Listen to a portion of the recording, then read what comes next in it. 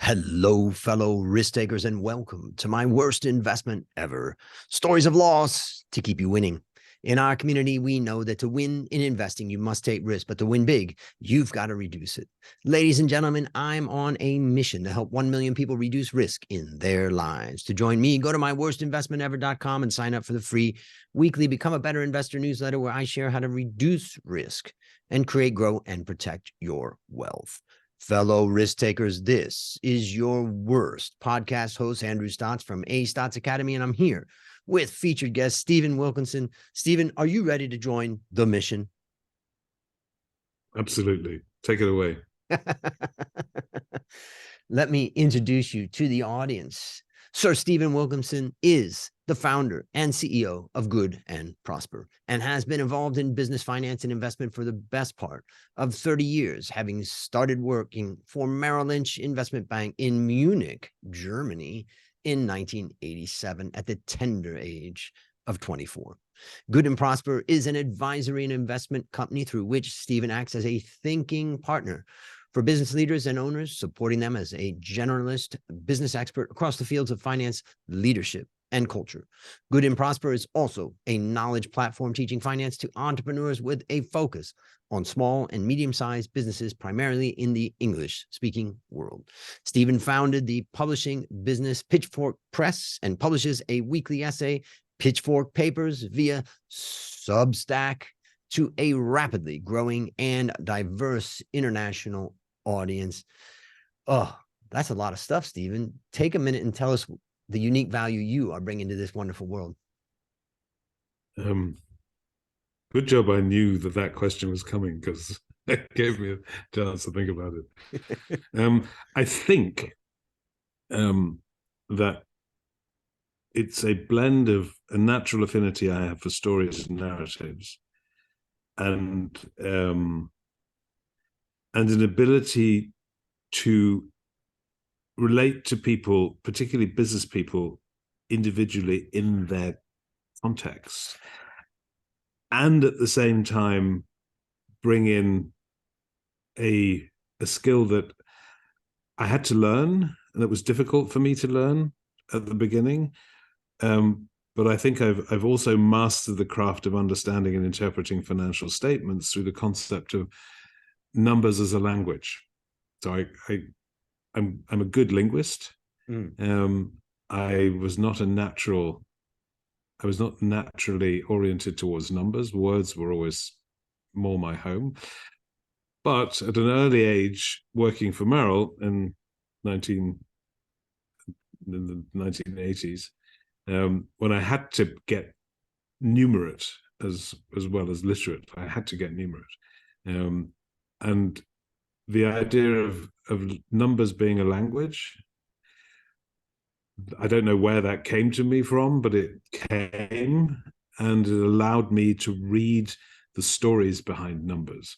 And it was interesting that, I don't know, 25 years later, I met a superb industrialist, a guy called Jack Stack, who wrote the book The Great Game of Business, who told me that the way he thinks about numbers is that every single entry in a balance sheet or a ledger is representing an activity, and the sum of those activities are the character of the business. They're the sort of this idea that everything you do is based on a habit or a thought or a conviction, and there is not a single ledger entry in the accounts of a business that doesn't represent some habit or character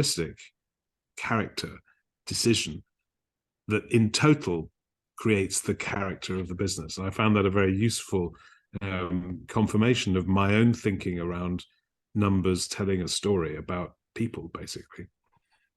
That's fascinating. I mean, I know for me, I didn't really like accounting and stuff, and so I was kind of tried to muscle my way through it, and it didn't have much meaning until I set up my own factory, and all of a sudden, like, inventory became a significantly painful thing sometimes, and it gave me, but when I looked at the inventory on my balance sheet, it gave me a picture of what we're doing, and I started, thinking more carefully about.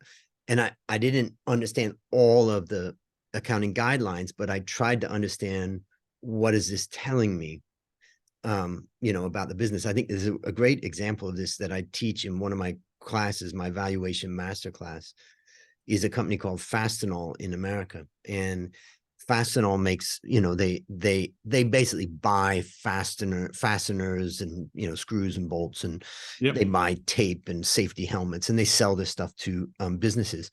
And what I do is I teach students about, here's ratios and all that and stuff. And so naturally, when we say that inventory is high at a company, it tends to be a bad sign. There's too much inventory. And then I show them this company, Fastenal, where inventory is 5 times higher than any of its competitors, which then immediately pulls them into bad. This is bad.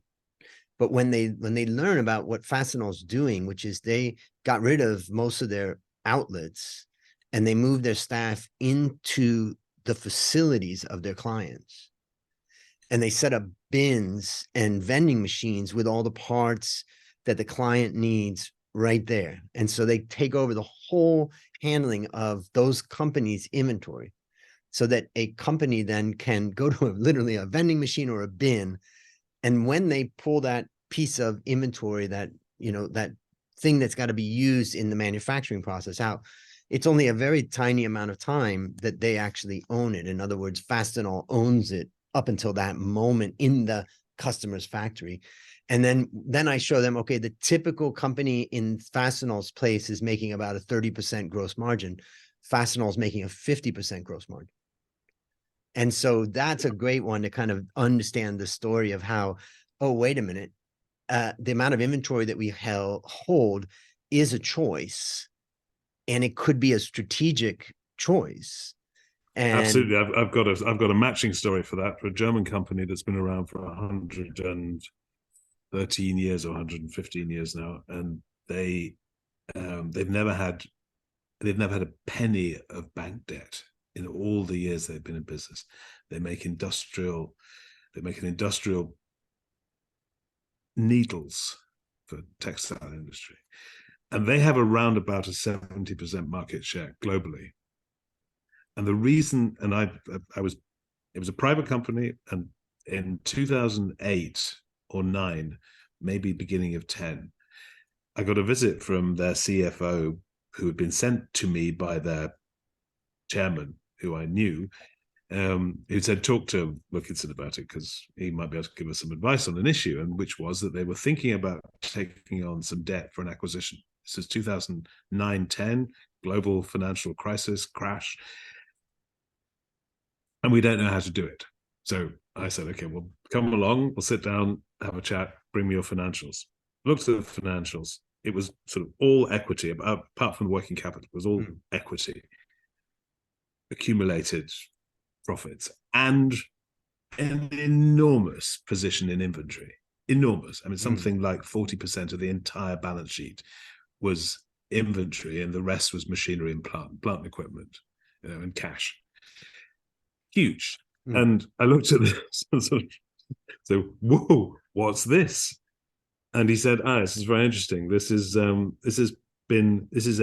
fundamental part of who we are. And I said, well, why? He said, because as a family, we've lived through 12 recessions, and we've understood how recessions work. And recessions work in that everybody is stripping down inventory, playing down cash. They're in order to survive a downturn, you're stripping down working capital to its absolute minimum. You're gutting the business, and the longer the recession takes, the more you're sort of burning the furniture to keep the house warm. And what we have found, he said, is that as we come out of a recession and people are rebuilding, we accumulate market share as a quasi-monopolist for about 8 to 12 months, depending on how deep the recession has been, because banks are slow in accepting that the turn has come. People's credit has been impaired.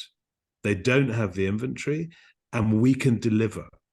So we don't know when recessions are coming, but we do know that they come regularly. And when they come, we know we have to survive them. And we need to have the fullest stocks to be able to deliver the customers who weren't working with us before the recession. And once we've got them, we keep them. And that's how they've accumulated something like a 70% global market share of their business, by having the inventory strategically ready for 12 months to give them a monopoly on delivery at that time.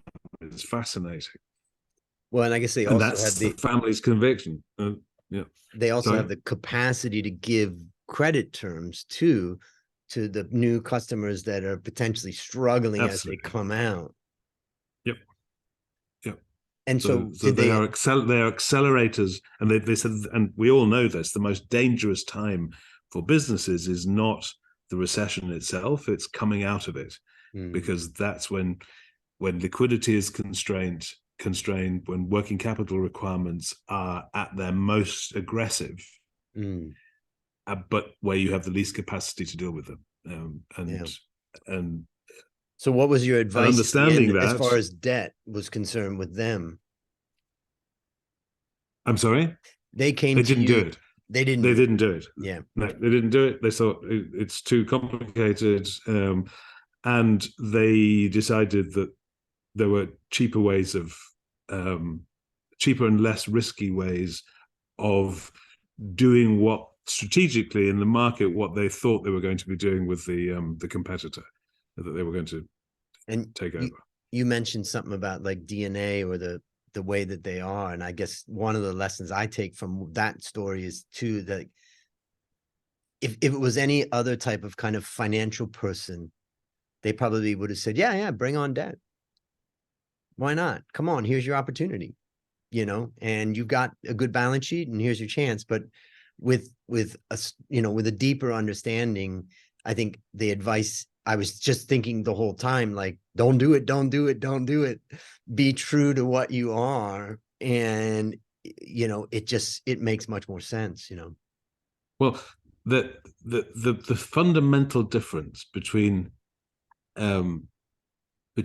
a business that thinks like that and the normal business that perhaps doesn't, or if you take it to extreme private equity, is that the family business, or the business that's set up for longevity, has one primary goal, and that is survival. And not growth. Growth is not the goal. Survival is the goal. And if you happen to grow while surviving, well, that's life. That's how life works. Life seeks growth, but it primarily seeks survival. And if survival is your primary objective, you do things differently. You do not change your values with the cycle. You see the cycle as being something that you need to get through in its entirety. Optimize for survival. Yep. I have a factory here in Thailand we had about 100 employees. We're roasting coffee. We've been existing since 1995. My best friend, who you could say is like my brother, runs the business. He and I each own about half of the business. We have a couple of other shareholders, but generally you could say about half. And our families also, own a little bit. But the thing is, when the COVID time came, we were actually not in a great position just prior to COVID. We had been expanding and our margin was down a bit and we were vulnerable. And then in Thailand, which depends, we're supplying hotels that are supplying, that are providing coffee to tourists. We go from 40 million tourists to 3 million tourists in 2020. Almost all of our customers were shut down. Coffee shops that we also supply are shut down, and offices, which is our other third channel of our business, were shut down. And we wanted to go online and all that and do the retail, but it wasn't in our DNA. And we realized we just can't. We just didn't feel like we could pivot to that with the resources that we had. So our worst months, our revenue was down 80% from the normal time prior to the 2020 COVID time. And it was all about survival for a couple of years, and we needed more cash coming in, that we had to figure out how we extract that from the business and how we bring that in if we need to from others without losing control of the company, because it is to us like a family business. And but now we just had our regular weekly meeting this morning, going through the financials, and the recovery is slow. I mean, it's actually pretty big. We're if you compare first quarter last year to first quarter this year, we're up probably 30% or so for revenue. And if you look at the first quarter of this year compared to second quarter of this year, it's kind of flat. So it's like it's trying to get back up. But when you were speaking, you were reminding me of that you're burning the furniture in the house. Like, everything that can go has got to go. Everything that can be cut must be cut, which then also explains why the recovery out of a recession can be a fantastic time to make a lot of money, because companies are either dead or forced to cut to the bone. And then the operating leverage that's there as it's recovering, so you made me think of that story. I know that story very well, and it's been painful, Yeah. but we've survived. We've optimized for survival. So that's fascinating. Let me ask you, just tell us a little bit about what you're doing as far as the newsletter and the other stuff that you're doing, just so that the audience knows also where can they get more. It sort of ties into the main focus of our conversation, which is worst investment ever. I got into restructuring in 2001-2, and I've always been interested in the small business market, small medium-sized businesses. So we're looking at up to 250 employees and up to 50 to 100 million in revenue. Mostly around the sort of 15 to 30 is the sort of sweet spot. And I moved to Ireland from Germany. I spent 30 years of my life, 28 altogether, in Germany. So the sort of bulk of my time was away from the UK. I made a deliberate strategic decision that was half strategic, because I felt that Germany was moving into a uncomfortable place and wasn't going to be a place that I wanted to be economically. But even more importantly, I was getting really homesick for my language. I wanted to go back to an English-speaking country. I didn't want to go back to the UK. I came to Ireland. And I was still involved in a number of businesses as an investor in Germany, so I needed to be close enough to be able to fly back, which I did. And then COVID came. And in fact, I'd literally just got back from the US, where I'd been speaking at a conference literally the week that everything shut down. And I think COVID changed the world for a lot of people, but it sort of gave us time to think. And one of the reasons for going back to the English-speaking part of the world was because I wanted to reconnect to my writing. And I'd written a lot as a younger man and a boy. I'd constantly writing. And as I sort of got into business and my career in finance, I'd sort of stopped doing that. On reflection, looking back, I used to write. It expressed itself through memos and writing letters to my investors and partners, and that's how it expressed itself when I look back on it. But I wanted to be very specific about writing, and so COVID stripped those people who wanted to write of any excuse not to. And at the same time, I was very keen to just stop traveling back to Germany, and so to get rid of the last investments that I have in what I would call real businesses rather than portfolio investments. And I did that, started writing, no idea really what I was doing other than just committing to a schedule of publishing something every week. And the first ones were awful. And as I found my voice, that became such an integral part of my week. It became my favorite part of the week. The Friday morning that I would sit down and just write and then publish. I started looking forward to that more than almost anything else. So that showed me that I was on the right track for something. And I had no expectations of anybody reading it. I had no expectations of any feedback. Of course, it's wonderful when you started getting it. But the move to Substack, and I was publishing on MailChimp because I didn't know any better. And I think the people who had set up my website had hooked it to MailChimp. I didn't even know what that was. And I started publishing on there. And I think I had an email list of about 12 people. And that's basically how it started. And I found that to be an extraordinarily powerful way of figuring out what I was thinking. And as I say, I really didn't care whether everybody was reading it or not, but people started to. And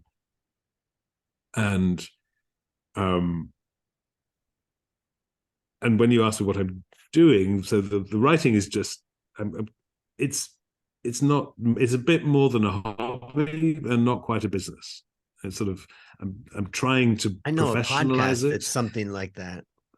Yeah, yeah. It's sort of it's in its teenage years at the moment, and it keeps me occupied. It keeps my brain sharp. And I like it. I mean, I couldn't miss it. Yeah. But as I was divesting my businesses, I mean, one of the things that I've always wanted to be is a great owner. I'm a crap manager. I couldn't manage my way out of a wet paper bag. I really couldn't. And I don't like it. I can't do it, but I'm a really good owner to a good manager. I'm a good sparring partner. I'm a good chairman. I'm a good owner.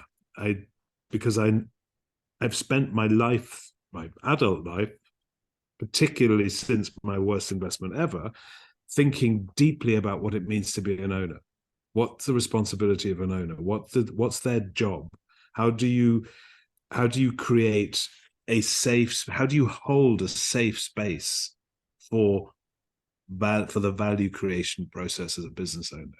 Because I recognized, and I think it was one of the most freeing moments of my life, when an entrepreneur who I admired deeply, a gentleman called Norm Brodsky, who is an author himself, sold his business in New York. He's a New York Jewish lawyer. He turned 80 this year. I have an enormous admiration for him. And he said, the day that I realized that I wasn't a manager and that I should just stop managing, because I was getting angry and I was shouting. I was a shouty manager because effectively I wasn't any good at it. The moment that I realized that, and that I had to do something different as an entrepreneur, was the most freeing moment of my life. And that conversation gave me permission to admit that I wasn't one either. And that didn't mean that I had nothing to give. Quite the contrary. It meant that I should just stop doing it, just stop even pretending that I could. I have enough trouble running a secretary. That's about the maximum of my ability. I have a very good bookkeeper. I have operations and a very good assistant, and that's all I need to run my world.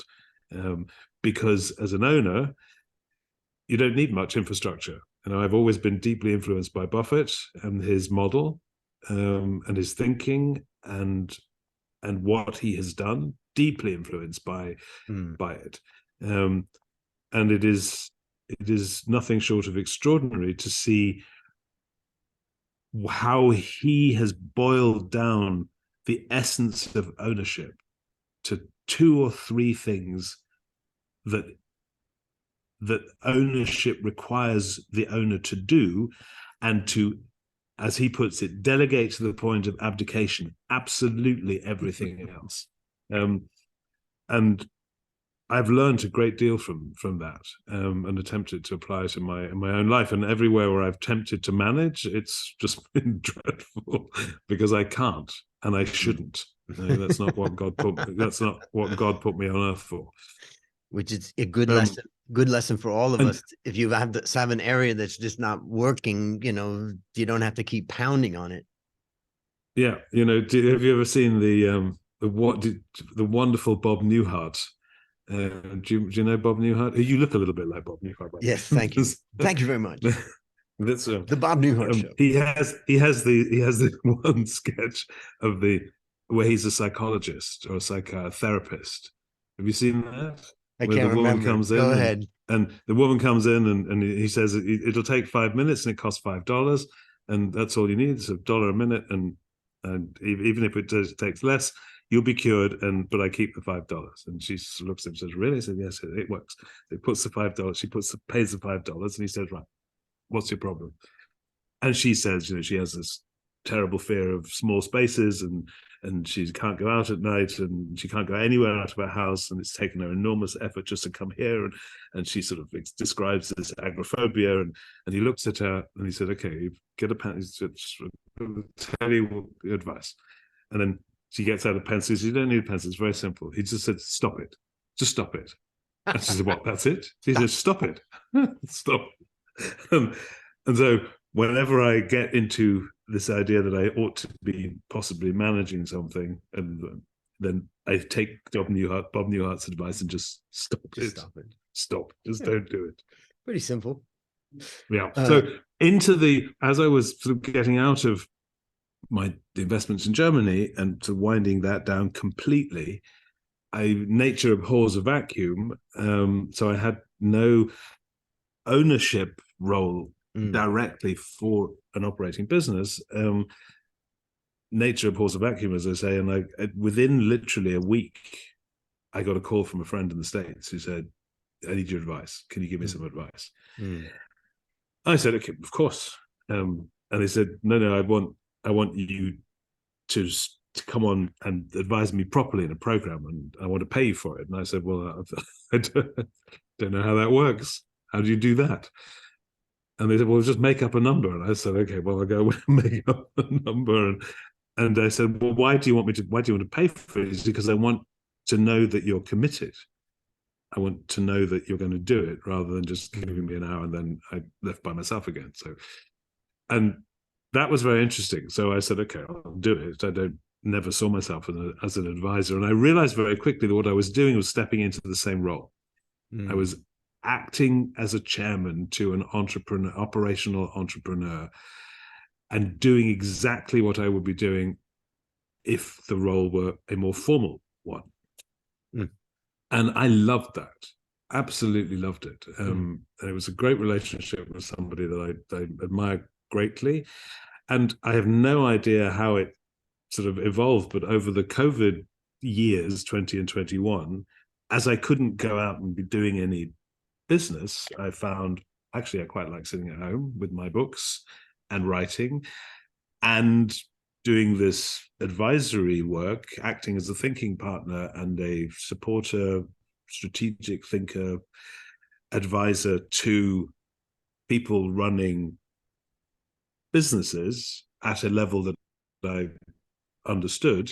So they tended not to be very small businesses, but sort of medium-sized businesses.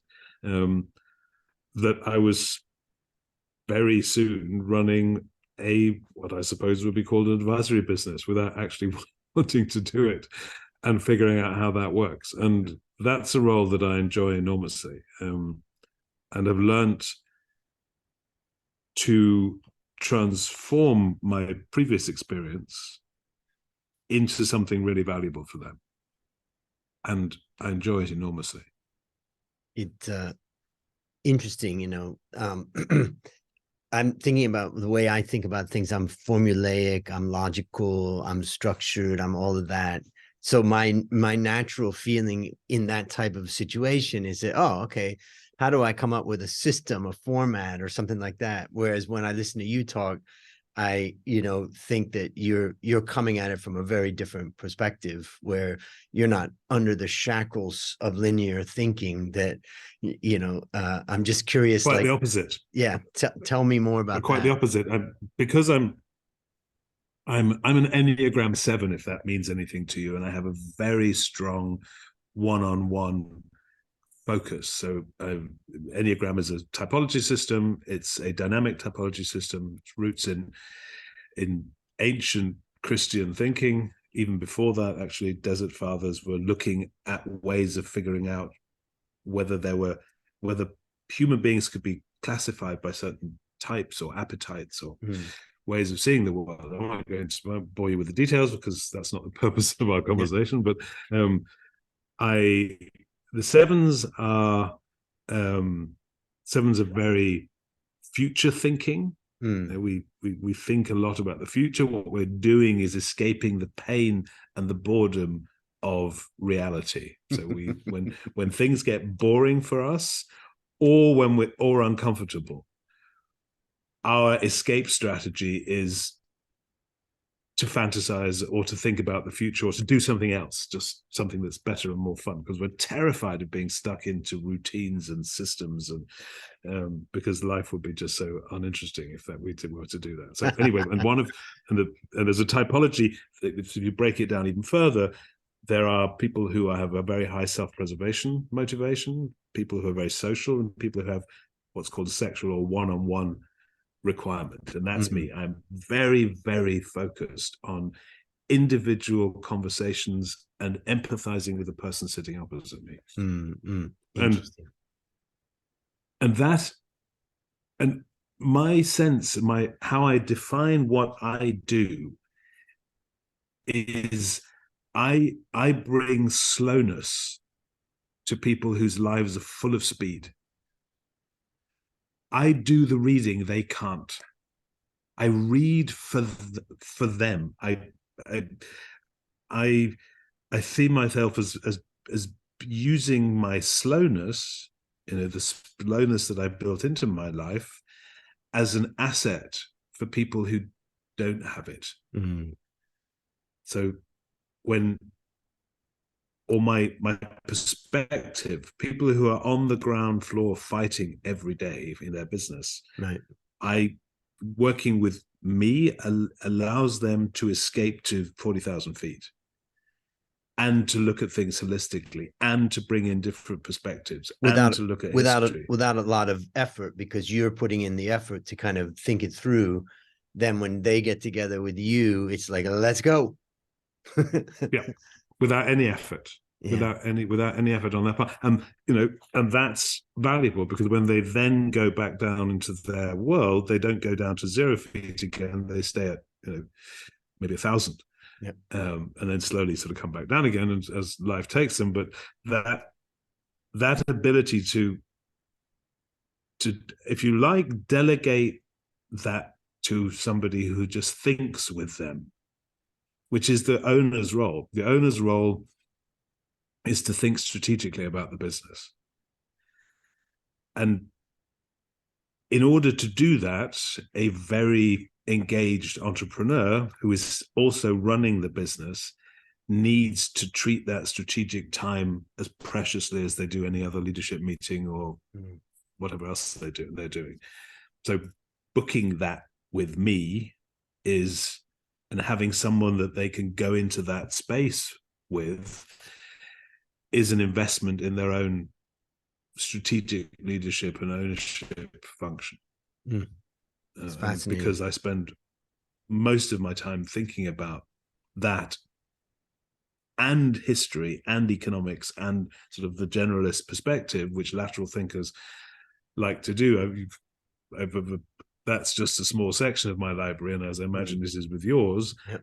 I read eclectically across as many different disciplines as possible, because I'm constantly populating my mental model. And I think this has, I don't drink alcohol and I don't put any substances in my body, because it keeps my brain sharp, because I have an exceptionally good memory for stuff. I will be in a conversation and I will remember, oh, wait a second, I remember reading a story or a piece of information in a book 10 years ago, and I can go and get it and use that information to populate an example or a story that I'm telling. And I think that's the value in it. So I don't have a program or a system. Yep. I am very good at listening. I'm very good at empathizing with the position. And then I bring, this sort of ragbag of treasure house of stuff that's in my library and in my head to bear in a way that makes sense for that individual. So in their language and in their metaphors and in the way that they think about the world. When I was thinking about in my coffee business, we set that up in 1995, and I was working as an analyst and I had a research. And my best friend and business partner, he said, "Well, I'm going to run this," and he's been running it now for nearly 30 years. So I'm a significant owner, but I've never been an employee in the company. And we did have some opportunities where I could have done that when I was in between jobs, or think about, and we could have probably, grown the business faster or in a different way. But I never really felt like, and we both kind of agreed that it's probably better for me to stay in the world of finance and make sure that we've got good relationships there. And because of that, one of our shareholders is the former permanent secretary of Ministry of Finance. Not once he retired, that he joined as a shareholder. And so, we've gotten benefit from that. But what I was going to say is that it's a dance. Here I have my best friend. Our whole lives are intertwined. People say you don't do business with your friends, but we managed to survive it. And he's running it. And I'm looking at the financials and also giving him feedback and support, on a daily basis. And we talk, but I'm not there to put out the fire. And he knows that. And that basically leaves me as a sounding board, a discussion. But the thing I was thinking about as you were talking is that it's a dance, because I may think I know what's the right thing, but once I start kind of pushing on that, if I get a lot of resistance from him, I always back off, because I'm like, I don't see what's going on in the workaday world that he's facing. And it's more critical that we continue to have these good conversations that have given us the longevity of our relationship and our business, than to try to, say, this is the thing that really matters. And I think also when you add in in Thailand, people just are not rewarded in any way for confrontation, that he and I both become, that you can't help but that rub off on you in Thailand, that, we're not going to go into a heavy confrontation on something. And I just thought about that as you were talking about the role of the owner and your relationship and stuff. So it's fascinating. And it's a really important issue, particularly in today's world, where ownership is being replaced, or ownership is being assumed by people who have no interest in anything other than extraction. There are trillions of dollars of private equity money, the main focus of which is to keep the time of ownership as short as possible to maximize the extraction, because that's how the IRR function works. They're not optimizing for survival. They're not optimizing for survival at all. And once you take that, once that becomes a feature of a system that is dependent on the quality of ownership in order to protect the rights of ownership and property rights, which are fundamental to the way our system works, it gets very dangerous. Because if owners are not doing their job, in the German constitution, the very shortest sentence in the German constitution is 2 words in Article 7. I think Article 7.2 is Eigentum verpflichtet. And Eigentum verpflichtet means, and I can't even get it to 2 words in English, it means property brings with it responsibilities. But that's it. That's all they have to say about property. they say that actually it's 3 articles. Number 1 is property exists. So we are recognizing that there is such a thing as property, and that it can be owned by individuals and it can be passed on through inheritance. Number 2, that it brings responsibilities with it, and number 3, the state can take it away if it establishes eminent domain, basically. But that question of what are the responsibilities of ownership? Is it a social good, or does ownership confer on the owner a responsibility for the thing owned, not just in the context of society, but for the thing owned? If you own something, you've got a responsibility for it, to look after it.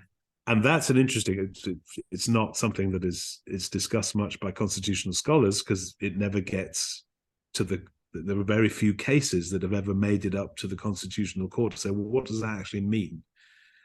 Because, and it's not something that you find at the heart of a suit. But for me, it's a fascinating question. It's a social question. Ownership brings with it responsibility for the thing owned. And then you have to define what it is. Sorry? It reminds me of when I bought my 63 Lincoln here in beautiful Bangkok. I just was really enthralled with this car, and I bought it, and I was a steward of it for 10 years. And then there came a point of time where I just didn't want it anymore. I didn't need it. And an opportunity came where someone came along and said they valued it. And so I passed it on. And I think that my business partner, Dale, and I too look at our business now as we've gotten older and realize we are stewards of this idea that we created. And now how do we make it a more lasting thing? And that's, I think, where we're feeling like, what an awful situation it would be to leave a company that you built and watch it fall apart. Then what were you doing the whole time? So heartbreaking. Heartbreaking. And it's killed.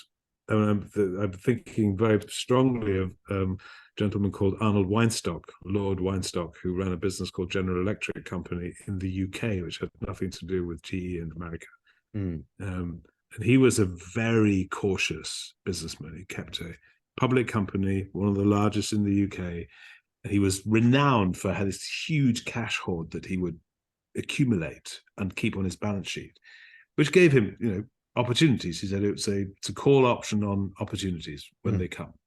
And during the sort of go-go years of the 1990s? I think it was the 1990s, or maybe it was even 1986, 87, sort of in the post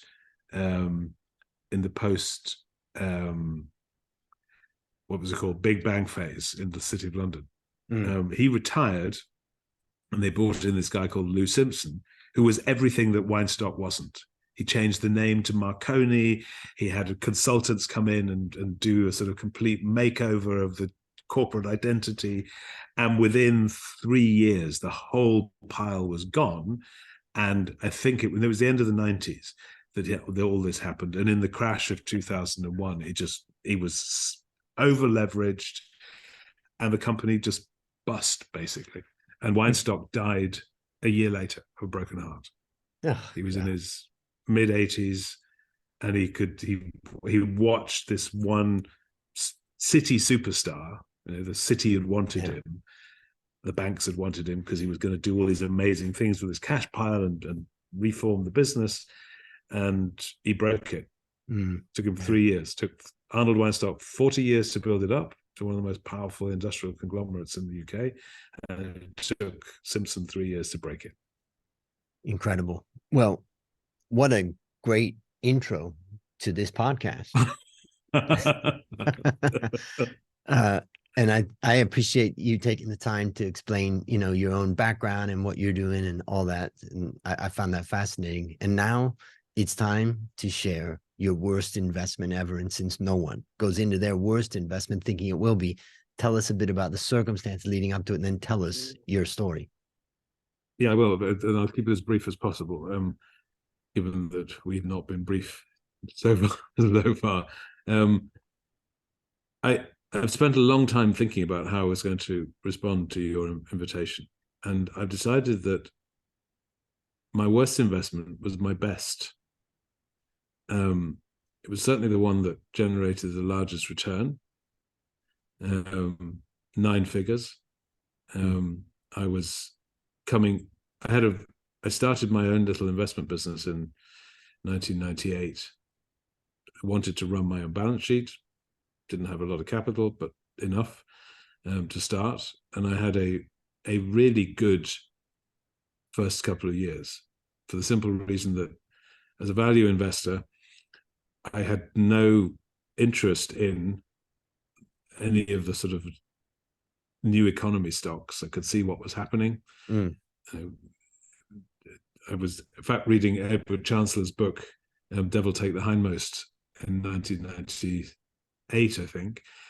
And it was so apropos because you could see exactly what was happening. It was the railway boom of 1847 all over again. And so I had and the stocks that I was in public markets because I couldn't afford anything else. And there were some really interesting, 1-2 times earning value plays available in the old economy in Germany that were mind-bogglingly good investments, and everybody else was looking in the old direction, and so I did quite well, and the capital increased substantially over the next years into the crash. And I met a gentleman who invited me onto a board of a company that he was thinking of setting up. He was an American working for one of the more famous German companies that have profited enormously from the new economy boom, publishing company, and he had been in charge of managing what was a promiscuously bought portfolio of new economy businesses. And we shared the same tax advisor, and he said to me at a meeting once, these are all going to hell in a handbasket. They're paying ridiculous prices for them, but there's value in there. So when it goes down, I want to be in a position to pick up some assets cheaply. Would you be interested in joining my board? And I said, yeah, of course. Sounds like value investing, intelligent, sort of Cuban approach, Tobin approach to asset valuation. And he invited 2 others. He invited a lawyer, senior partner of a law firm, and a guy who had deep experience in restructuring, and had made a fortune himself. So there were 3 of us, and he invited us to a board meeting, sort of initial board meeting to get to know each other at this lawyer's office. And there were 3 of us sitting there one summer lunchtime, and meeting was set for 12, and we were going to have sandwiches and a chat and get to know each other. And he didn't come. The guy, I have never seen him since. So there were 3 of us were sitting there. The lawyer had to go off to do some lawyering, and the restructuring guy and I sat there, and we found each other interesting. He found my story interesting. I found him fascinating, and we promised to keep in touch, and we did. And he was looking. He'd left a partnership and was looking to do what he'd been doing beforehand, but at a larger scale with other people's money. That was basically his premise. He was sort of reorienting himself. He made a great deal of money with his previous partnership, and now he wanted to see whether he could do it on a bigger stage. And that's how our partnership started. And he, I think what he wanted from me, or saw in me, was a sort of capital markets intelligence and a very good network. And what I saw in him was an absolutely focused money maker and restructuring genius, which he undoubtedly was. So he had this. He had a requirement. He said, I don't like this private equity model nonsense, this sort of 80-20, because if if I'm going to do it, I want 80 and they can have 20. I don't know how much money I'm going to need. I don't even know if I'm going to need any money. But I don't want to be working for people. I'm a business owner. I'm an entrepreneur. I don't work for people. They can invest with me, but so let's figure out how to square that circle. And the idea we came up with, and I'm not quite sure whether he came up with it or I came up with it, but we came up with the idea of buying a shell company, so an empty stock exchange listed quoted company, but empty, buying as much of that as we could, 90%, 95%, whatever was available. Because my thinking was, if you are right that we are coming into a time when there is, when you can buy assets cheaply, and if you can generate the sort of returns that you think you can return, then the share price should reflect that fairly quickly. And then you can determine through rights issues or share issues how much money you take in and how much control you give up. And so we did it. We found one. We bought, I don't know, 88% of it. And then I picked up a few more shares. We literally went to a hotel in this little village. It was it was a company that had been formed for a spa. It was a time in Germany when all these spas went public, complete wheeze. And the mayor owned some, and the town council owned some, and the local bank owned some. So I went, put an advertisement in the newspaper, said I'm going to be in town for 2 days. If anybody's got share certificates they want to get rid of, it was 50 cents per share. I'll pay anywhere between 50 cents and €1. I'll be in the hotel lobby. Just come and I'll take them off your hands. And literally within an hour after breakfast, the mayor and the head of the local savings bank came in and said, were you the guy looking for them? And they brought a box and they wanted to know what we were going to do. Anyway, I ended up taking another 3 or 4% back home. So we owned 90% between us. And the deal was that he would take 60 and I would take 40 because he was going to do all the work. And I was just going to sit back and be his chairman and help with thinking and investors and networks. And this was 2002. And it was phenomenally successful. And we took that share price from 50 cents, which is what we paid, to, at the peak, €400. So you can imagine. It turned into one of, it was worth, I don't know, 1.2 billion at the end, 5-6 years later. And you can imagine what that phase was like. I mean, we had, we were buying companies hand over fist. He had built a big company up, and he was really aggressive, really aggressive. Brilliant. There's no doubt he was brilliant. Too clever for me, because I was not ready for that sort of success. And the reason that it was my worst investment as well as being my best investment is because I had no system for dealing with the wealth that created. I've always felt like a fraud in the investment business anyway, because I studied medieval German and I was a poet and I just happened to take this job at Merrill Lynch because it was the summer of 1987 and they were looking, the Americans were all over Europe and trying to sort of capitalize on Big Bang and expanding, and saw Europe as an extension of the UK, which was nonsense. And they were basically hiring anybody who could tie a tie and had a pair of hands, and was reasonably well spoken, and could speak a bit of German. So, and I fitted that bill, and it paid. It paid well. And so I was sort of caught in this world of finance, which I thought I come from a business family, and doing well financially is a sort of value. At least I thought it was. That was what was communicated. So I wanted to, be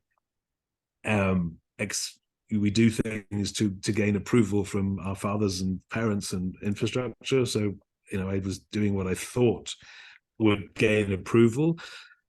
And because it was intellectually challenging for me to sort of get my head around this finance stuff, I found that an intellectual challenge, and I was sort of stuck with it. And I never really found a way out. So when this happened in my late 30s, early, beginning 40, I think I was just turning 40 when it happened. Yeah, it must have been, because I was 40 in 2003. So I must have been, I don't know, 38 when it happened.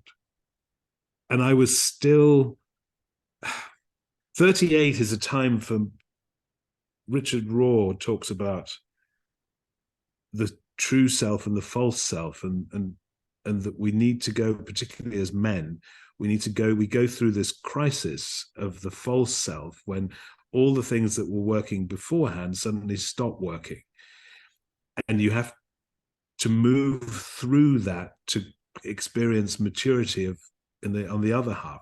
And men who don't tend to be very depressed after their mid-40s, and even, we see it in suicide statistics that men between the highest incidence of suicide in the Western world, at least, is between sort of 48 and 58, when men are coming on the other side of this collapse of their false identity and moving into a more mature identity.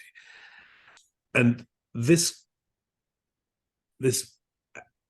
great success happened to me at a time when I was starting to feel the limits of what I call the false self, or what Richard Rohr calls the false self.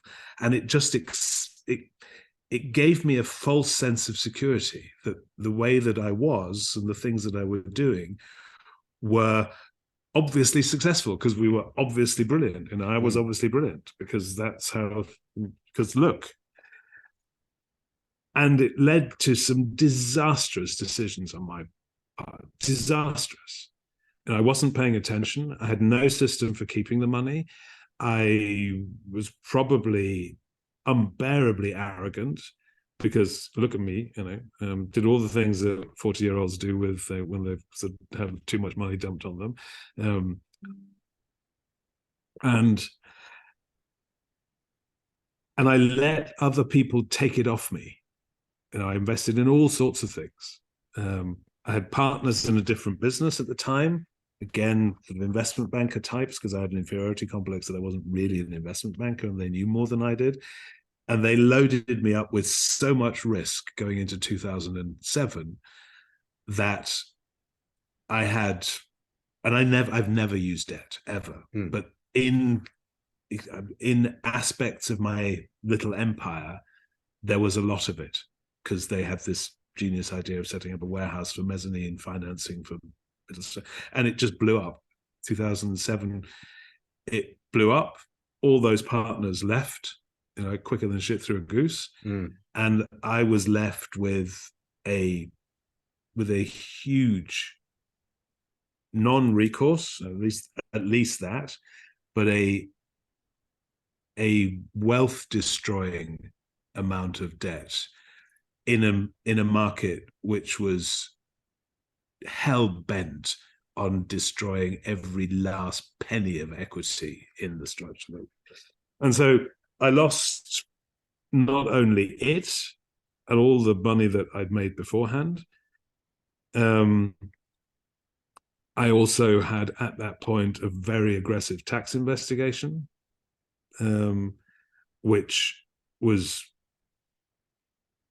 awful for somebody who's sort of always taken care of doing things, properly. If you're chairman of a big company and, very prominent, and it was doing all sorts of deals, it created a lot of wealth. It was on the radar. They weren't sort of much after me as after partners, but, they took what they could get. And that lasted for 9 years. And that, in a very visceral sense, almost killed me. The shame that I felt from my own immaturity that was sort of handed to me on a silver platter, the shame and the grief that took, I'm going to say, almost a decade to work through. Because from being, extremely comfortable, I was suddenly in a situation where my family was at risk. I even thought of that as a consequence. And the grief was this, you grieve for wealth that's lost. You grieve for it. It's literally, it takes on its own persona in the drama of your life, and you weep for it, and you want to get it back, and you can't. And it's a bit like Greek tragedy, the Euripides looking back, or Circe looking back and being turned to stone, and just for that, you want to reconstruct it and go back and say, where did I go wrong? At what point should I have done something differently, and why didn't I do it? And you spend so long stirring in your own shit that it just drives you and everybody else mad. And you're never going to get it back. That's and you never get it back. George Soros says money has no memory. It has no memory. It doesn't. You had it, you blew it. It was your chance. That was your chance, and yet. Can you remember the specific moment when you were finally free of it? I can. And as I say, it almost killed me, because I couldn't get. If you have a vivid imagination, as I think I do, and a good vocabulary, you can create a story in your head that, for all that you can use language positively, you can also use it to catastrophize. And my confidence in myself, in my ability to make rational decisions, was shattered. It was absolutely shattered. And I'd had one thing that I hung on to, which was at the tail end of the catastrophe that was the great financial crisis, when things were really bad for me, and I knew that the next couple of years were going to be very hard. I was thinking through with another partner what was going to happen. What's the logical consequence of what was happening in Germany at the time?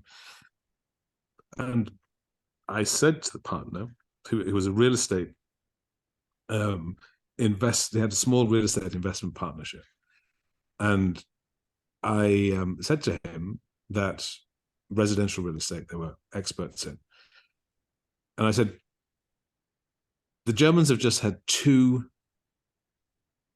experiences in 2001 and now in 2008 of disastrous stock exchange activity and volatility. They hate it. Lost money in the new market. They've lost money in the great financial crash. They hate it. Domestic residential real estate. The governments are now pumping money into the economy. Central banks are now creating money in a way that Germans recognize as being potentially disastrous from their history. They absolutely, monetizing government debt used to be an anathema. I don't think it is anymore, but it used to be. So that's the second question. So they'll be looking at inflation. So they don't like paper and they hate inflation. Where are they going to put their money? And the answer was very simple. They're going to put it in bricks and mortar. And the asset class that they were most comfortable with was existing built residential properties. And I said to him, and who's going to be the big loser? The big loser are going to be the wealth managers. The wealth managers are going to see a huge influx. So not only have they lost money now twice in a decade, substantially, 30, 40% drawdowns, but as the German sort of wealthy individual moves to inflation hedge in property, you will see money disappearing out of the wealth market, because where else is it going to go from? They're going to take it away from the people who are creating stock. And I said to him, okay, we need to set up a real estate fund that invests exclusively in residential property, not new property, but existing properties. And we looked in the market, and there wasn't one.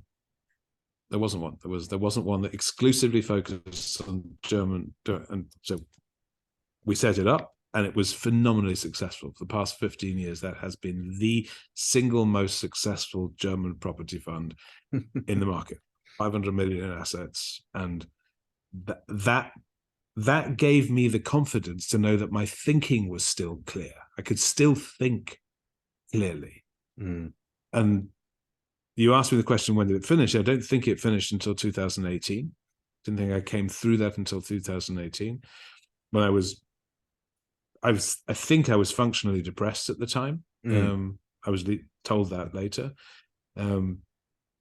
Very, very sad, mourning, unhappy, still ashamed. And I went to the island of Iona with my wife for a trip, which is a place where St. Columba built his abbey in the Hebrides, just off Scotland, north of Ireland.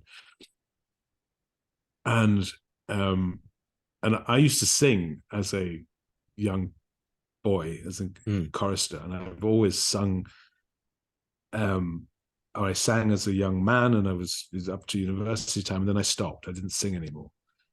And we went to a place called Fingal's Cave, which is a little island, and there's this cavern in the rocks, and it looks like a cathedral. And I thought I was alone with my wife there, and I said, "Oh, it'd be fun to test the acoustics of this place." You can imagine it sort of like there was water in it, and there was like this great cavernous rock formation, like a cave, but it was huge dome thing. And I could help from when we were talking how resonant it was. And Britta said, "Well, why don't you just sing something then?" I said, "Okay, I will, to make sure there's nobody listening." And I just opened up and sang. And I have a good baritone or tenor voice, actually. But it wasn't practice. And we were with a small group from my children's boarding school, and the vicar who was with us, or the chaplain of the school who was with us, he was round the corner. He was listening to me singing in the church, in Fingal's Cave. And that afternoon, we were due to have a little church service in the Abbey of Iona, which is an absolutely beautiful medieval. It's a very sacred place, right? And we sort of booked it for the afternoon, and we were having a 1 hour service, and he came to me and said, "Would you sing? I just heard you. Would you sing something at the service?" And there were about, I don't know, 25, 30 of us. And I said, "Yes, as long as I can choose what it is." And he said, "Yeah, go ahead, just choose." And there's a hymn by Taizé, which is called "O Lord, Hear My Prayer," which is a beautiful incantation. And I remember going into the church and saying, to my maker, "If you never let me sing again, just let this one be a good one." And it was an incredibly powerful moment for me. Just my voice in this sacred building. And I gave it everything I got. And that's when I came out, it was like a cleansing. Something had lifted off me.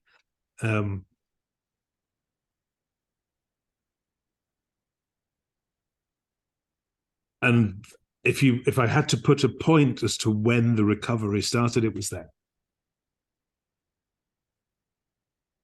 That's amazing. And, I was just thinking as you were describing it, like how you would stop from, in my case, I'm sure I would have broken down as I was trying to sing that, because I mean, I was just in a spinning class, you know, riding a bicycle, and they turned off the lights at the end of it. And the lady said, you know, slow down, whatever you're fighting out there, you know, just, just you're good enough.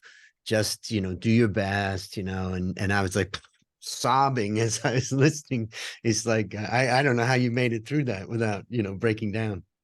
Bill, because the singing was the thing that it was what was being taken out of me. So it had to come out. The singing was the process, right?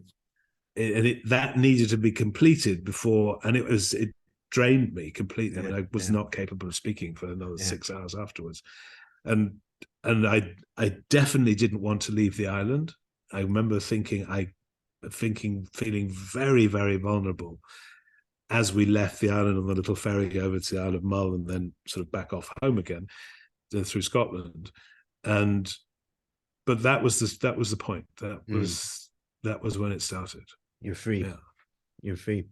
It was the beginning of freedom. It was the beginning of, I don't know how to put this. It was the revelation of grace. Yeah. Very powerful. Yeah. For me, anyway, it was. So to wrap all this up, maybe you can just try to bring it all together into kind of this whole experience that you've talked about. What would be the one or two lessons that you've taken away from all that? And you've explained a lot of, great stuff. Yeah.